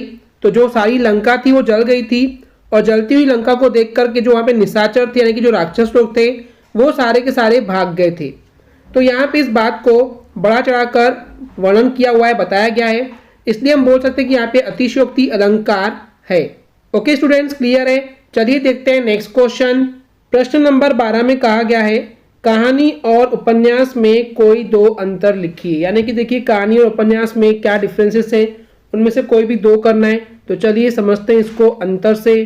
तो सबसे पहला डिफरेंस है कि कहानी को पढ़ने में बहुत ही कम समय लगता है क्योंकि छोटी होती है, वहीं पे उपन्यास को पढ़ने में ज़्यादा समय लगता है क्योंकि इसमें बहुत सारे कैरेक्टर्स होते हैं और ये बहुत ज़्यादा बड़ा होता है। सेकेंड डिफरेंस है, कहानी का जो क्षेत्र होता है यानी कि जो एरिया होता है वो बहुत ही सीमित होता है यानी कि लिमिटेड होता है, क्योंकि जो ये कहानी होती है एक पर्टिकुलर किसी इवेंट के ऊपर लिखी गई होती है, किसी घटना पर आधारित होती है। लेकिन जो उपन्यास होता है उसका जो क्षेत्र यानी कि जो एरिया होता है वो बहुत ज़्यादा व्यापक होता है, बहुत बड़ा होता है। व्यापक यानी बड़ा, क्योंकि यहाँ पे उस पर्टिकुलर एक इंसान, एक एक्टर के ऊपर पूरी उसकी ज़िंदगी लिखी होती है, इसलिए इसका जो क्षेत्र है, जो एरिया है, वो बहुत ज़्यादा बड़ा होता है। थर्ड डिफरेंस है, कहानी में जो पात्रों की संख्या होती है, पात्र यानी कि कैरेक्टर्स होता है, तो जो कैरेक्टर्स की जो संख्या होती है वो बहुत ही कम होती है। लेकिन उपन्यास में जो कैरेक्टर्स होते हैं, जो पात्र होते हैं, उनकी संख्या जो है वो बहुत अधिक होती है, क्योंकि यहाँ पे एक इंसान के ऊपर जो पूरे उसके जीवन के बारे में बता रहे हैं, तो उसके जीवन में कौन कौन आए थे, उसके आसपास कौन कौन से कैरेक्टर थे, वो भी यहाँ पे शामिल हो जाते हैं। फोर्थ डिफरेंस है, कहानी में जीवन के एक खंड या एक घटना का चित्रण होता है। ठीक है, तो कहानी में कभी भी क्या होता है, एक जीवन की एक पर्टिकुलर घटना, इवेंट या छोटे से खंड यानी कि हिस्से का ही चित्रण होता है, यानी कि पूरा वर्णन होता है, डिटेल्स वहाँ नहीं बताई जाती है पूरे उसके जीवन की, बस उस एक घटना या एक खंड को या एक छोटे से हिस्से को ही डिस्क्राइब किया जाता है। लेकिन उपन्यास में उस कैरेक्टर के ऊपर उसका जो संपूर्ण जीवन है, पूरा जो जीवन है, उसके बारे में चित्रण होता है। फिफ्थ डिफरेंस है, कहानी में एक ही कथा होती है, बिकॉज एक ही घटना के ऊपर पूरी कथा लिखी जाती है। लेकिन उपन्यास में मुख्य कथा तो एक होती है, लेकिन उसके साथ साथ अन्य यानी कि दूसरे प्रासंगिक कथाएं होती है, यानी कि उससे जुड़ी हुई कथाओं को बोलते हैं प्रासंगिक कथाएं। तो जुड़ी हुई कथाएं भी रहती है, इसलिए उपन्यास का जो क्षेत्र है, जो एरिया है, वो बहुत ज़्यादा व्यापक यानी कि बड़ा होता है। तो ये मेन 5 डिफरेंस थे। इसके अलावा तीनों डिफरेंस दिखाता हूँ, बाकी कोई भी जो आपको आसान लगे वो आप याद कर सकते हैं। तो इसमें हम पूरे नहीं देखने वाले हैं, काफ़ी कुछ तो कवर हो गए। इसके अलावा जो मेन है वो हम यहाँ पे कवर कर रहे हैं। पहला है कि कहानी का आकार जो है वो छोटा होता है। अब देखिए, अगर आपको वहाँ पे लगता है कि क्षेत्र सीमित या फिर क्षेत्र व्यापक याद नहीं हो रहा है, तो उसके बदले आप कर सकते हैं कहानी आकार में छोटी होती है और उपन्यास जो है वो आकार में बड़ा होता है। इसके अलावा जो कहानी है वो कम समय में ज़्यादा प्रभाव डालती है, यानी कि कम टाइम में, कम समय में पढ़ने में हमको बहुत ज़्यादा उससे इंप्रेशन यानी कि फ़र्क पड़ता है, स्टोरी को पढ़ने में मज़ा आता है और बहुत कुछ सीखने को मिलता है।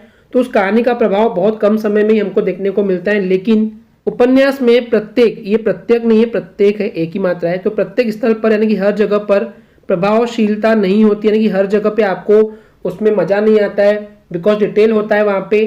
तो हर जगह पे आपको उसका प्रभाव यानी कि इंप्रेशन देखने को नहीं मिलता है, हर जगह मज़ा नहीं आता है, कभी कभी बोरिंग पार्ट्स भी होते हैं। तो ये एक और डिफरेंस हो गया। इसके अलावा ये वाला डिफरेंस आप बना सकते हैं कि कहानी को एक बैठक में यानी कि एक बार ही बैठ करके आप पूरा पढ़ सकते हो, क्योंकि कहानी छोटी होती है। लेकिन उपन्यास को एक बैठक में यानी कि एक बार ही बैठ करके आप उसको पूरा नहीं पढ़ सकते हो, क्योंकि वो बहुत बड़ा होता है, तो बहुत सारे दिन लगते हैं उसको पढ़ने में। तो वही बोला गया कि उपन्यास को एक बैठक में नहीं पढ़ा जा सकता है। अब अगर एक उदाहरण के पॉइंट ऑफ व्यू से पॉइंट बनाए, तो जयशंकर प्रसाद जी की एक कहानी थी नीरा या फिर गुंडा। ठीक है, या मुंशी प्रेमचंद जी की कहानी बताएं तो नामक का, ये नामक नहीं है, नमक है, तो नमक का दारोगा या फिर कफन। तो ये कहानियां हैं। अब उदाहरण अगर दें हम उपन्यास का, तो मुंशी प्रेमचंद जी का जो बहुत ही फेमस उपन्यास है वो है गोदान, और रेणु जी का जो सबसे बहुत फेमस उपन्यास है वो है महिला आंचल। तो ये था अंतर कहानी और उपन्यास में। आई होप क्लियर हो गया होगा। चलिए देखते हैं नेक्स्ट क्वेश्चन। इसके अथवा में लिखा है आत्मकथा की परिभाषा लिखिए तथा एक प्रसिद्ध आत्मकथा का नाम लिखिए। यानी कि आत्मकथा क्या होती है, इसकी परिभाषा यानी कि डेफिनेशन लिखना है, और जो एक बहुत ही प्रसिद्ध यानी कि फेमस आत्मकथा है उसके बारे में हमको एक नाम लिखने बोला है। तो चलिए देखते हैं इसको आंसर से। तो नाम से क्लियर है, आत्मकथा का मतलब क्या होता है, आत्म यानी खुद की कथा। अगर कोई लेखक है, ठीक है, कोई लेखक है जो कि स्वयं की यानी खुद की अपनी जीवन यात्रा पूरी आत्मीयता के साथ, आत्मीयता यानी क्या होता है, पूरे समर्पण के साथ या फिर बहुत ही प्यार के साथ उसमें खो करके, उसमें जब वो लिखता है तो वो खो जाता है उसमें। तो जब कोई लेखक अपनी ही जीवन यात्रा पूरी आत्मीयता के साथ व्यवस्थित रूप से यानी कि सिस्टमेटिक रूप से अगर लिख रहा है, तो ये आत्मकथा इसलिए लिखते हैं क्योंकि पढ़ने वालों के सामने उनको मटेरियल देना है, ठीक है, तो पढ़ने के लिए पाठक के सम्मुख रखते हैं, तो उसको हम बोलते हैं आत्मकथा। क्लियर है। तो वही है कि जब लेखक अपनी जीवन यात्रा, ठीक है, तो वही बोला गया कि लेखक जो है अगर अपने खुद की जीवन यात्रा पूरे आत्मीयता के साथ लिख रहा है, और वो खुद लिख रहा है, इसलिए उसको हम बोलते हैं आत्मकथा, क्योंकि खुद की कथा उसने लिखा है। ठीक है। तो अगर हम एक नाम बताएं आत्मकथा का जो कि बहुत फेमस है, तो वो है सत्य के प्रयोग। ये एक आत्मकथा का नाम है और उसको लिखे थे महात्मा गांधी जी ने, जिसमें उन्होंने अपनी पूरी यात्रा के बारे में, पूरे जीवन के बारे में लिखे थे। तो महात्मा गांधी जी की जो ये सत्य के प्रयोग नाम की ये एक बहुत ही प्रसिद्ध आत्मकथा है। क्लियर है स्टूडेंट्स। चलिए देखते हैं नेक्स्ट क्वेश्चन। प्रश्न 13 में बोला गया है, नवाब साहब ने बहुत ही यत्न से खीरा काटा। यानी कि जो नवाब साहब है उन्होंने बहुत ही यत्न यानी कि कोशिश करके खीरा यानी कि ककड़ी को काटा। उसमें नमक मिर्च बुरका यानी कि डाला, नमक मिर्च डालते हैं, और अंततः यानी कि आखिर में वो उसे सूंघ कर ही खिड़की के, यानी ये खिड़की जो है वो ट्रेन की खिड़की है, तो खिड़की के बाहर फेंक दिया। तो उन्होंने ऐसा क्यों किया होगा, और उनका ऐसा करना उनके कैसे स्वभाव को यानी कि बिहेवियर को इंगित करता है यानी कि दिखाता है। तो चलिए समझते हैं इसको आंसर से। तो उत्तर में बोला गया है, जो नवाब साहब थे उन्होंने बहुत ही यत्न करके यानी कि कोशिश करके खीरे को काटा था, ककड़ी को काटा था, और उस पर नमक मिर्च बुरके थे यानी कि नमक मिर्ची डाल दिए थे। इसके बाद उन्होंने सूंघ करके खिड़की के बाहर फेंक दिया। ठीक है। तो मेरी राय में यानी कि मेरे हिसाब से अगर मेरी राय ली जाए, मेरे से ओपिनियन ली जाए, तो उसमें मुझे लगता है कि उन्होंने अपनी रईसी यानी कि अमीरी दिखाने के लिए और एक बड़प्पन दिखाने के लिए ऐसा किया है। ठीक है। तो ऐसा क्यों, आगे इसको डिस्क्राइब किया गया है कि उन्होंने एक्चुअली लेखक को, जो राइटर हैं जिसने इन चैप्टर को लिखा है, तो उन्होंने लेखक से खीरा खाने के लिए कहा था कि क्या आप भी खीरा खाएंगे, लेकिन जो लेखक है उन्होंने मना कर दिया। ठीक है। तो जो नवाब साहब है उनको लगा कि यदि वे खीरा खाएंगे तो ये उनकी बेइज्जती हो जाएगी, यानी कि उनका जो स्तर है, जो उनका लेवल है, वो उसके हिसाब से नहीं होगा, सही नहीं होगा। तो इसलिए उन्होंने लेखक को प्रभावित यानी कि इम्प्रेस करने के लिए खीरे को पहले सूंघा और सूंघ करके फिर खिड़की के बाहर फेंका, यानी कि फेंक दिया। तो ऐसा करना जो है वो उनकी बनावटी जीवन शैली को दिखाता है, यानी कि बहुत ही बनावटी तरीके से वो अपने बिहेवियर को दिखा रहे थे। तो जो उनकी जीवन शैली, जो लिविंग स्टैंडर्ड है, जीने का तरीका है, वो बहुत ही बनावटी था, आडंबर यानी कि बहुत दिखावटी वाले टाइप के इंसान लगे वो। और नवाब है वो, तो वो नवाबी प्रदर्शन बोल सकते हैं कि नवाब लोग ऐसा कर सकते हैं। तो इसकी ओर ये इंगित करता है यानी कि इशारा करता है कि उनका बिहेवियर जो है वो बनावटी जीवन शैली का है, आडंबर यानी कि दिखावे का है, और नवाबी प्रदर्शन इसकी ओर इंगित करता है। ओके स्टूडेंट्स, क्लियर है। चलिए देखते हैं नेक्स्ट क्वेश्चन। इसके अथवा में बोला गया है, भाई खूब क्या आइडिया है, इस वाक्य को ध्यान में रखते हुए बताइए कि एक भाषा में दूसरी भाषा के शब्दों के आने से क्या लाभ होते हैं।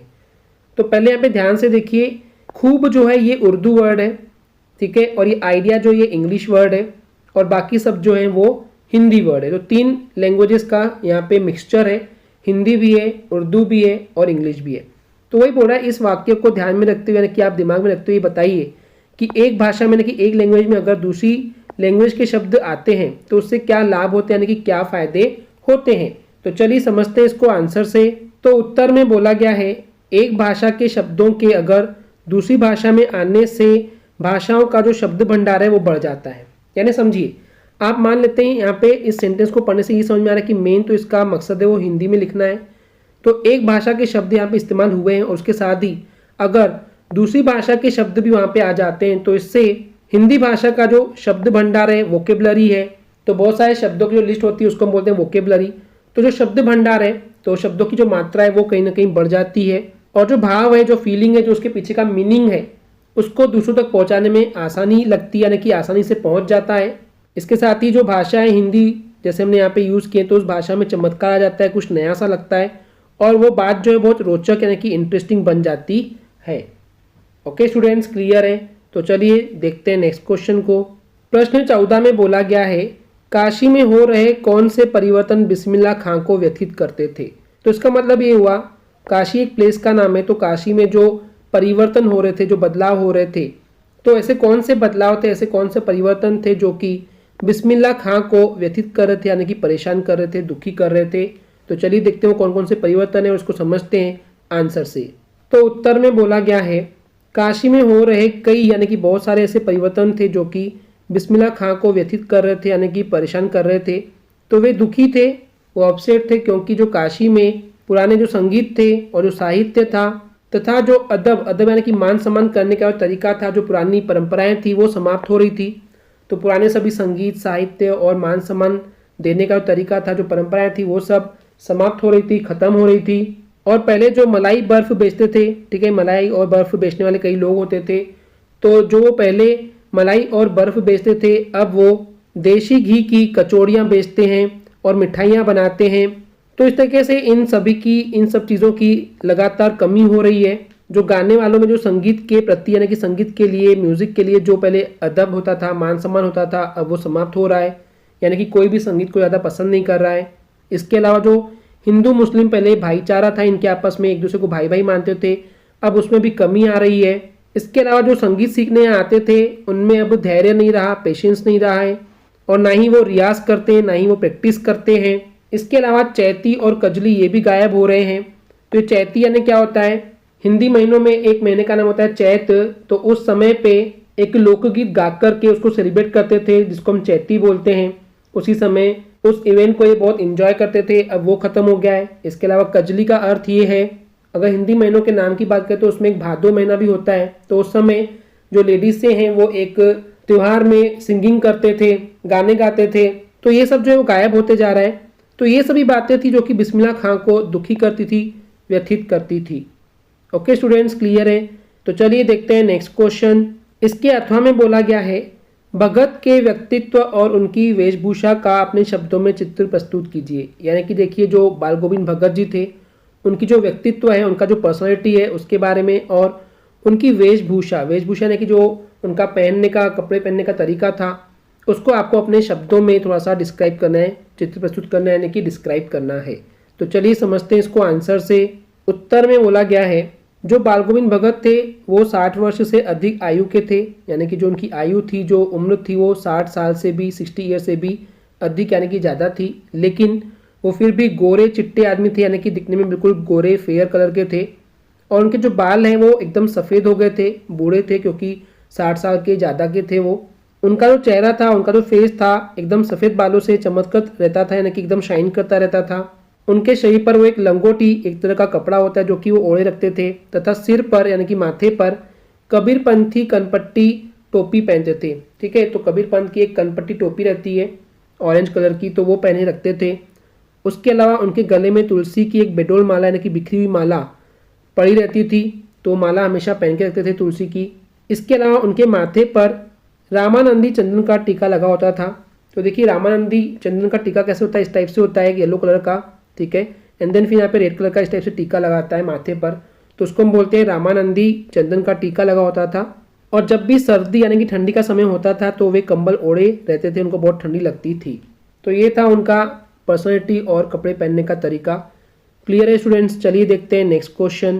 प्रश्न 15 में बोला गया है, भदंत आनंद कौशल्यायन अथवा मन्नू भंडारी का साहित्यिक परिचय निम्नलिखित बिंदुओं पर लिखिए। पहला 2 रचनाएं और दूसरी भाषा शैली। तो इस प्रश्न का मतलब है, इन दोनों लेखकों में से किसी एक लेखक की 2 रचनाएं और उनकी भाषा शैली लिखना है। तो एक एक करके हम दोनों लेखकों की रचनाएं और उनकी भाषा शैली देखते हैं। तो भदंत आनंद कौशल्यायन की जो रचनाएं हैं वो बहुत सारी है, कोई भी 2-3 आप सिंपली याद कर लेंगे। तो उसमें सबसे फेमस जो है वो जो भूल न सका, भिक्षु के पत्र, बहानेबाजी, ऐसी दरिद्रता, यदि बाबा ना होते, रेल का टिकट, कहाँ क्या देखा, संस्कृति, देश की मिट्टी बुलाती है, बौद्ध धर्म का सार। तो ये कुछ फेमस रचनाएं थी भदंत आनंद कौशल्यायन की। अब चलिए बात करते हैं भाषा शैली की।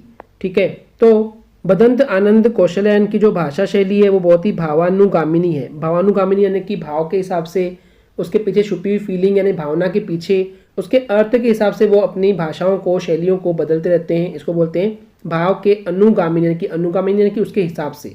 ठीक है, तो अब डिस्क्राइब करते हैं सबसे पहले भाषा को। जो इनकी भाषा है उस पर पूरा अधिकार रहता है, यानी कि उसको पूरा कंट्रोल करते थे। कोई भी विषय, घटना या पात्र के अनुसार, यानी कि देखिए विषय नहीं टॉपिक, घटना यानी कि कोई इवेंट हो गया, और पात्र यानी कैरेक्टर के अनुसार वो अपनी भाषा को बदलते रहते थे। इसके अलावा उनके जो रचनाओं में देखते हैं तो तद्भव भाषा के शब्द यानी कि जो लोकल शब्द है, हिंदी शब्द है, तत्सम यानी कि संस्कृत भाषा के शब्दों को, देशज यानी कि अपने देश की भाषा के जो शब्द हैं उनको, और विदेशी यानी कि दूसरे देशों की भाषाओं के शब्दों को भी ये बहुत ही अच्छे प्रकार से आवश्यकता के अनुसार, ज़रूरत के अनुसार उनको उपयोग करते हैं। इनकी भाषा में संप्रेषण की अद्भुत क्षमता है।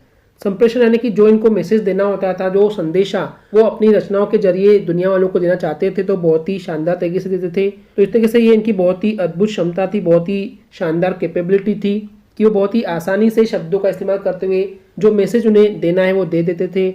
इसके अलावा जो लोकोक्तियाँ हैं और जो मुहावरे हैं उनका बहुत ही शानदार तरीके से इस्तेमाल करते हैं, जिससे कि जो भाषा है इनकी वो बहुत चमत्कारिक यानी कि अट्रैक्टिव बन जाती है। इसके अलावा ये अपनी भाषाओं को बहुत ज़्यादा सरल और सुबोध, जो कि आसानी समझ में आ जाए, इस तरीके से यूज़ करते थे, जो कि जन सामान्य की व्यवहारिक भाषा होती है। जन सामान्य यानी कि लोगों की जो सामान्य व्यवहारिक यानी कि बोलचाल की भाषा होती है उसी को इस्तेमाल करते हैं, इसलिए लोग बहुत आसानी से समझ जाते हैं। तो इस तरीके से उन्होंने अपनी भाषा को अपनाया है। तो ये हो गई इनकी भाषा के बारे में। अब चलिए देखते हैं शैली। तो वैसे तो भदंत आनंद कौशल्यायन जी अक्सर अध्ययन यानी कि किताबें पढ़ते रहते थे और चिंतन में लीन रहते थे, यानी कि सोचते रहते थे। ठीक है, तो इस तरीके से अध्ययन और चिंतन में लीन रहने वाले भदंत आनंद कौशल्यायन जी की शैली के प्रमुख रूप निम्न प्रकार से हैं। तो यहाँ पे 4 हैं। ठीक है, चलिए देखते 1 बाय 1। सबसे पहला है विचारात्मक शैली। नाम से क्लियर है, विचार करके लिखते थे। ठीक है, जहाँ पे सोचने की जरूरत है, गंभीर चिंतन की जरूरत है, और वैसे भी उनका स्वभाव जो है वो गंभीर और चिंतनशील वाला ही था। तो इसके कारण वे अपने लेखन में, अपने रचनाओं में विचारात्मक शैली का बहुत ज़्यादा इस्तेमाल करते थे। और जहाँ पे भी विचारपूर्ण संदर्भ होते थे, सोच समझ करके लिखना होता था, तो वो अपनी रचनाओं में इस विचारात्मक शैली को अपनाते थे। वर्णनात्मक शैली, तो इसमें क्या होता है, जिस भी घटना को, वस्तु या व्यक्ति के वर्णन की बात आती है तो उस समय वो इस वर्णनात्मक शैली को ही इस्तेमाल करते, क्योंकि इस वर्णनात्मक शैली को इस्तेमाल कर करके ही किसी भी घटना, वस्तु या व्यक्ति को वर्णन किया जाता है, एक्सप्लेन किया जाता है। तो इस शैली के जो वो भाषा इस्तेमाल करते थे वो बहुत सरल यानी कि ईजी, सुबोध यानी कि ईजिली समझ में आ जाए, और सहज यानी कि बहुत ही साधारण रहे, इस तरीके से कोशिश करते थे। तीसरी जो शैली वो है विवेचनात्मक शैली।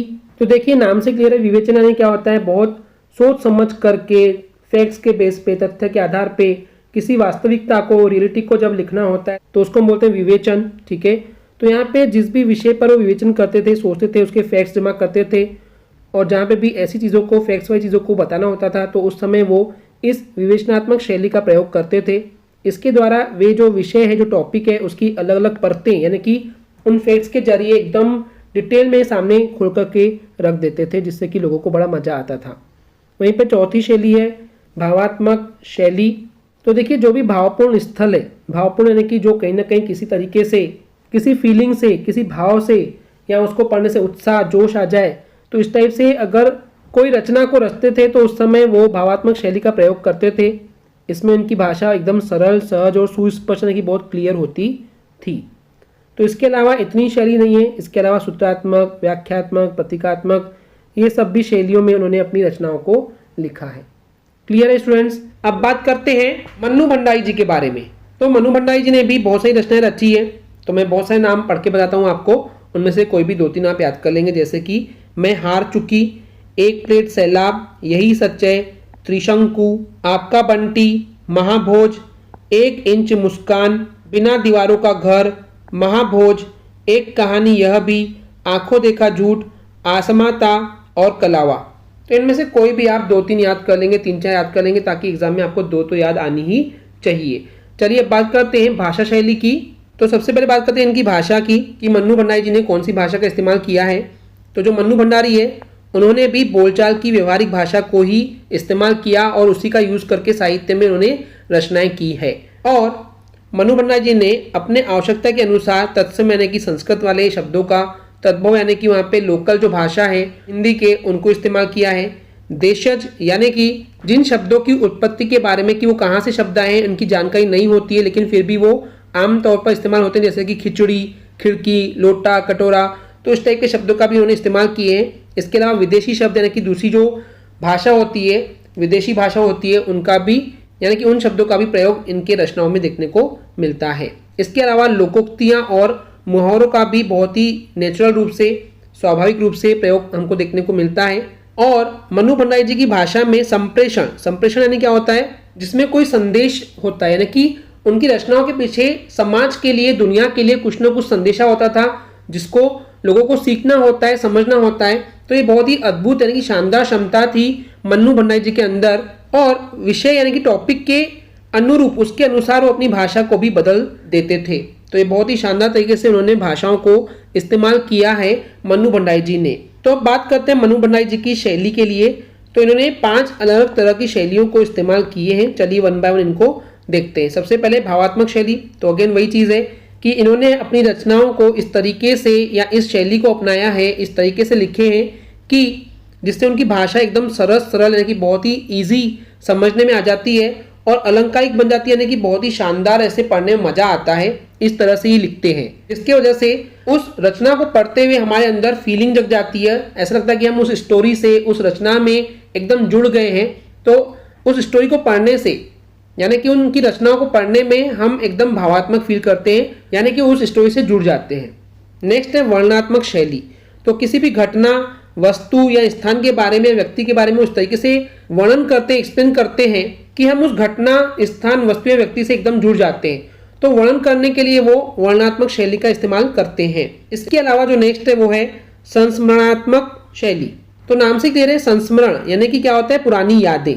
ठीक है, तो अतीत यानी कि जो पास्ट है, जो पुरानी याद है, तो पुरानी यादों को जब वो एक्सप्लेन करते हैं, उनके संदर्भ यानी उसके बारे में जब बताते हैं, तो वो संस्मरणात्मक शैली को इस्तेमाल करते हैं, उनका प्रयोग करते हैं। तो इस तरीके से जब भी कोई पुरानी चीजें बतानी होती थी मन्नू भंडारी जी को, तो वो संस्मरणात्मक शैली का इस्तेमाल करते थे। नेक्स्ट है संवाद शैली। तो मन्नू भंडारी जी जब वो उपन्यास और कहानियां लिखते थे, तो इस संवाद शैली की वजह से, जिसमें 2 लोग आपस में बात करते हैं, 2 से ज़्यादा लोग आपस में बात करते हैं, संवाद करते हैं, बातचीत होती है, तो संवाद शैली को इस्तेमाल करने से ऐसा लगता है जैसे वहाँ पे सजीवता आ गई, यानी कि ऐसा लगता है हमारे सामने सभी स्टोरी के रूप में चल रहा है, तो हमको एकदम लगता है कि हमारे सामने सब हो रहा है। तो संवाद शैली का इस्तेमाल करते हैं मन्नू भंडारी जी। इसके अलावा व्यंग्यात्मक शैली। व्यंग्य यानी क्या होता है, हंसी मजाक, राइट। तो मन्नू जी ने अपनी रचनाओं में बहुत ही स्वाभाविक विषमताओं, यानी कि जो ऊंच नीच है, भेदभाव है, रूढ़ियां हैं, प्रथाएं हैं, और जो नारी का शोषण किया जा रहा है, जो औरतों के साथ जो भेदभाव किया जा रहा है, उसके ऊपर तीखे व्यंग्य किए हैं, यानी कि हंसी मजाक में बहुत ही समाज को एक गहरा मैसेज दिए हैं, सूचना दिए हैं। तो हंसी मजाक के रूप में भी लोगों को ये बहुत ही शानदार तरीके से व्यंग्यात्मक शैली का इस्तेमाल करके जो मैसेज है वो देते थे। ओके स्टूडेंट्स, क्लियर है। चलिए देखते हैं नेक्स्ट क्वेश्चन। प्रश्न 16 में बोला गया है, निम्नलिखित यानी कि नीचे लिखे हुए जो ये वाक्यांश है, यानी कि वाक्य के छोटे छोटे हिस्से हैं वाक्यांश, इनके लिए एक एक शब्द आपको लिखना है। तो सबसे पहला है सब कुछ जानने वाला। जो सब कुछ जानता है उसको हम बोलते हैं सर्वज्ञ। और दूसरा है जिसका कोई आकार न हो, तो उसको बोलते हैं निराकार। जिसका आकार होता है उसको बोलते हैं साकार, जिसका कोई आकार नहीं होता है उसको बोलते हैं निराकार। चलिए मैं आपको आंसर भी दिखा देता हूँ। तो देखिए ये है क्वेश्चन, सब कुछ जानने वाला वो होता है सर्वज्ञ, और जिसका कोई आकार नहीं होता उसको हम बोलते हैं निराकार। क्लियर है, सब कुछ जानने वाला सर्वज्ञ, जिसका कोई आकार नहीं होता उसको हम बोलते हैं निराकार। क्लियर है। चलिए देखते हैं नेक्स्ट क्वेश्चन। इसके अथवा में बोला गया है, निम्नलिखित वाक्यों को पढ़कर अर्थ के आधार पर उनके प्रकार बताइए। यानी कि नीचे लिखे हुए जो वाक्य हैं, जो सेंटेंस है, इसको पढ़ना है और उसके अर्थ को समझ करके उसका प्रकार क्या है वो हमको बताना है। तो पहला देखिए क्या है, श्याम विद्यालय जाओ। ठीक है, हम किसी को ऑर्डर कर रहे हैं, यानी कि आज्ञावाचक वाक्य हो गया। वहीं पे राकेश घर जाता है, ये एकदम नॉर्मल सेंटेंस है, न्यूट्रल सेंटेंस है, अफर्मेटिव सेंटेंस है। हिंदी में इसको बोलते हैं विधिवाचक वाक्य। चलिए मैं आपको इसका आंसर दिखाता हूँ। तो देखिए पहला लिखा हुआ है श्याम विद्यालय जाओ, ऑर्डर कर रहे हैं तो आज्ञावाचक वाक्य हो गया। राकेश घर जाता है बहुत ही न्यूट्रल सेंटेंस है, ठीक है, अफर्मेटिव है, तो इसको हम बोलेंगे हिंदी में विधिवाचक वाक्य, जो एकदम नॉर्मल है क्योंकि नहीं वगैरह इस्तेमाल नहीं हुआ है, निगेटिव नहीं है, नॉर्मल सेंटेंस है, तो नॉर्मल सेंटेंस को हम विधिवाचक ही कहते हैं। क्लियर है स्टूडेंट्स? चलिए देखते हैं नेक्स्ट क्वेश्चन। प्रश्न 17 में बोला गया है हिरोशिमा की घटना विज्ञान का भयंकरतम दुरुपयोग है। आपकी दृष्टि में विज्ञान का दुरुपयोग कहाँ तक और किस तरह हो रहा है? तो इस क्वेश्चन का मतलब है, देखिए हिरोशिमा जो है एक जापान का एक शहर है, वहाँ पे एक घटना हुआ था, बम विस्फोट हुआ था। तो वही बोल रहा है कि वहाँ की जो घटना थी, बम फटने की जो घटना थी, यहाँ पे हम देख सकते हैं कि जो विज्ञान है, जो साइंस है, इसका बहुत भयंकर तो मैंने कि बहुत ही खतरनाक दुरुपयोग हुआ है, मिसयूज़ हुआ है। तो आपकी दृष्टि में, आपकी नज़र में जो विज्ञान का ये दुरुपयोग हुआ है, मिसयूज़ हुआ है, वो कहाँ तक और किस तरह हो रहा है, ये आपको आपके नज़रिए से बताना है। तो चलिए देखते हैं इसके आंसर को। तो उत्तर में बोला गया है विज्ञान यानी कि साइंस ने मानव को अनेक सुख साधन दिए हैं, बहुत सारी सुख सुविधाएं दी हुई है। जैसे कि आपको गर्मी लग रही है, आप बटन चालू करते हैं, पंखा चालू हो जाता है, तो बहुत सारी सुख सुविधाएं दी हैं। ऐसे बहुत सारी और भी चीज़ें हैं जो कि विज्ञान ने हमको दिया है। तो विज्ञान ने मनुष्य को, मानव को बहुत सारे सुख साधन तो दिए हैं और उनका जीवन जो है बहुत सरल बना दिया है, ये सही बात है। लेकिन ये बहुत ही दुख की बात है, अत्यंत यानी कि बहुत ज़्यादा दुख की बात है कि जो वैज्ञानिक संसाधन है, यानी कि जो साइंस में जो चीज़ें साइंटिस्ट लोग यूज़ कर रहे हैं, वो उनका बहुत ही घातक, बहुत डेंजरस तरीके से दुरुपयोग कर रहे हैं, भयंकरतम दुरुपयोग कर रहे हैं। तो देखिए अगर किसी उदाहरण की बात करते हैं, एग्जाम्पल की बात करते हैं, तो वो है आतंकवाद। देखिए उनके पास जो हथियार आते हैं वो साइंस उन्हें देता है। तो जो आतंकवाद है वो इसी साइंस का ही नतीजा है। जो शक्तिशाली देश है, जो बहुत ज़्यादा पावरफुल देश है, वो छोटे देशों पर अपना कब्जा बना के रखते हैं, उनको दबा करके रखते हैं, उन पर दबाव बनाए रहते हैं। इसके अलावा जो मानव अंग है, जो इंसान के जो बॉडी पार्ट्स हैं, उनकी तस्करी, यानी कि एक इंसान दूसरे इंसान को बेच देता है बहुत सारे पैसों में। इसके अलावा भ्रूण हत्या, यानी कि जो बच्चे को पेट में ही मार दिया जाता है, एबॉर्शन बोलते हैं इंग्लिश में। तो ये सब जो है ये विज्ञान का कहीं ना कहीं दुरुपयोग हो रहा है, मिसयूज़ हो रहा है। इसके अलावा जो कंप्यूटर हो गए, इंटरनेट हो गया, मोबाइल हो गया, इन सब का जो अपराधी है, जो क्रिमिनल्स है, वो खुल करके उसका मिसयूज़ कर रहे हैं, दुरुपयोग कर रहे हैं। और जो किसान है वो इन कीटनाशक दवाओं का, ठीक है, वो इस्तेमाल कर रहे हैं, जिससे कि ज़मीन की फर्टिलिटी, जो उपजाऊ क्षमता है, वो कहीं ना कहीं कम होते जा रही है। लाउड स्पीकर्स का इस्तेमाल हो रहा है, जो रासायनिक खाद है, केमिकल्स हैं, उनका जो दुरुपयोग यानी कि बहुत ज़्यादा मिसयूज़ किया जा रहा है। तो ये बहुत डेंजरस, घातक यानी कि बहुत डेंजरस सिद्ध हो रहा है। इसके अलावा जो जैविक हथियार है, जैविक हथियार यानी कि देखिए अब किसी को किसी पे अटैक करना है तो हथियार की ज़रूरत नहीं है, एक केमिकल यानी कि वायरस बना दिए और उसको वहाँ पे डाल दिए, जैसे कि कोरोना बोला गया था, उस समय हुआ था। तो जैविक हथियारों का खतरा जो है वो सिर पर मंडरा रहा है। तो इस तरीके से विज्ञान का कहीं ना कहीं बहुत ज़्यादा भयंकरतम दुरुपयोग यानी कि मिसयूज़ हो रहा है। क्लियर है स्टूडेंट्स? चलिए देखते हैं नेक्स्ट क्वेश्चन। इसके अथवा में बोला गया है माता का अंचल पाठ में माता पिता का बच्चे के प्रति जो वात्सल्य व्यक्त हुआ है उसे अपने शब्दों में लिखिए। तो देखिए आपके सिलेबस में माता का अंचल नाम का एक पाठ है, उसमें जो माता पिता हैं उनका कहीं ना कहीं बच्चों के प्रति यानी बच्चों के लिए जो वात्सल्य है, वात्सल्य ने क्या होता है, प्यार। माता पिता जो प्यार करते हैं अपने बच्चों को, उसको बोला गया है वात्सल्य। तो जो माता का अंचल पाठ में जो माता पिता का अपने बच्चों के लिए वात्सल्य व्यक्त हुआ है, बताया गया है, तो उसे अपने शब्दों में हमको यहाँ पे लिखना है। तो चलिए देखते हैं इसके आंसर को। तो इसके उत्तर में बोला गया है कि इस पाठ में, कौन से पाठ में, माता का अंचल पाठ में जो माता पिता है उनका बच्चों के लिए वात्सल्य बहुत अलग अलग प्रकार से व्यक्त किया हुआ है, दिखाया हुआ है। तो सबसे पहले पिता के लिए बात करते हैं कि उनका वात्सल्य कैसे दिखता है। तो जो भोर है, भोर यानी क्या है, अर्ली मॉर्निंग, एकदम सुबह 4-5 बजे का समय होता है, उसको बोलते हैं भोर। तो उस समय जो पिताजी हैं वो अपने बच्चों को जगा कर बच्चों को नहलाते हैं, उन्हें सजाते हैं, तिलक लगाते हैं, कंधे पर बैठाकर गंगा तक लेके जाते हैं, पेड़ की डाली जो ब्रांच होती है उस पर झुलाते हैं, अपने पास बैठाकर उन्हें खाना खिलाते हैं।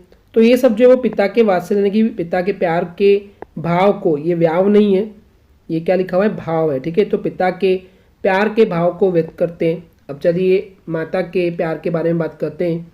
तो माँ क्या करती है, बालों में तेल लगाती है, चोटी काटना यानी कि चोटी बनाती है, कन्हैया बनाती है उन्हें, फिर तोता और मैना और कबूतर के नाम से उन्हें दही भात के जो गोले हैं यानी कि खाना जो है वो खिलाती है। तो ये सब जो है माँ के वात्सल्य के भाव को यानी कि फीलिंग को प्रकट करता है। इसके अलावा सांप के डर से कांपते हुए जो भोलानाथ थे और वो उसके कपड़े जो है पूरे धूल में सने हुए थे, तो उनकी धूल को साफ करना, गोदी में बिठाना, ये सब जो है माँ की ममता का निशान है, निशानी है, द्योतक यानी कि निशानी। तो इस तरीके से इस चैप्टर में माता और पिता के वात्सल्य भाव को दिखाया गया है। क्लियर है स्टूडेंट्स? आई होप स्टूडेंट्स आपको क्लियर हो गया होगा। अगर आपको हमारी वीडियो से कुछ भी सीखने मिला या नॉलेज मिला तो प्लीज़ हमारे चैनल को सब्सक्राइब कीजिए।